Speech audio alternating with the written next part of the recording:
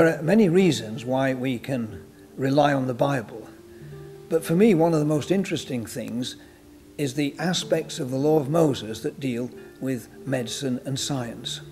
Part of the fascination of the Bible for me is that here we have an ancient book, in fact probably the oldest book extant, which contains scientific information that we've only understood in the last century or so, and some that we've only appreciated in the last few decades. We're all familiar with the concern in our hospitals regarding the spread of infections such as Clostridium difficile and MRSA, methicillin-resistant Staphylococcus aureus. These disease-causing organisms are spread on unwashed hands, and so hospital managements are anxious to encourage frequent hand washing by staff and visitors. This is not a modern idea, it's as old as the Bible itself. Let me read you a short extract from Leviticus, part of the law of Moses written about 3,500 years ago. It's concerned with someone who is suffering from a form of gastroenteritis. Anyone the man with a discharge touches without rinsing his hands with water must wash his clothes and bathe with water, and he will be unclean till evening.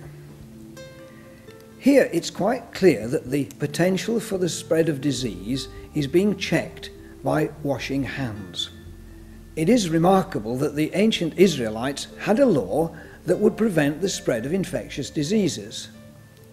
The concept was rediscovered in the 1800s when a Hungarian obstetrician, Dr. Semmelweis, realized that childbed fever or puerperal fever was being spread from patient to patient by doctors' unwashed hands. He reduced the mortality among mothers from 1 in 4, that is 25%, to less than 1%. If only doctors had read their Bibles, the lives of countless young women would have been saved. The law of Moses included the important concept of quarantine to prevent the spread of diseases.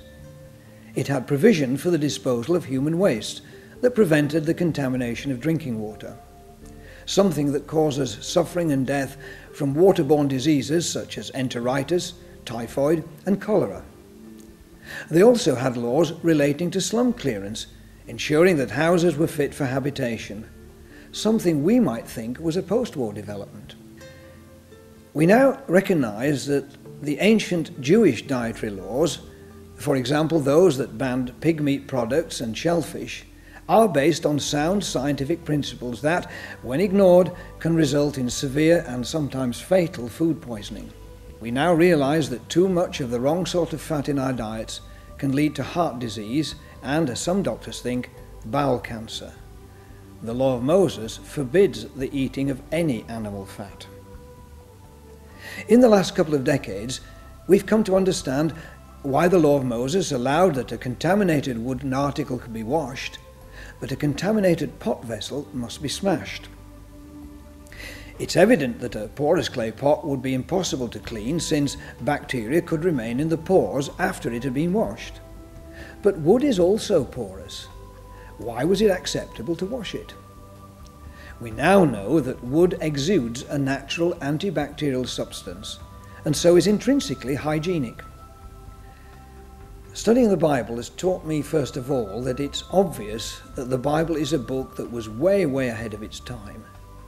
The laws of the surrounding contemporary nations simply don't compare with those to be found in the Bible. Not only did the law of Moses ensure a far better quality of life for those who kept it, but it also had a spiritual dimension, pointing forwards to something much greater. In the New Testament, we have the fulfillment of ancient promises that offer an endless life. Now, if the Bible was so remarkably scientifically right 3,500 years ago, surely we can depend on it to be right in guiding us in the present and for our futures.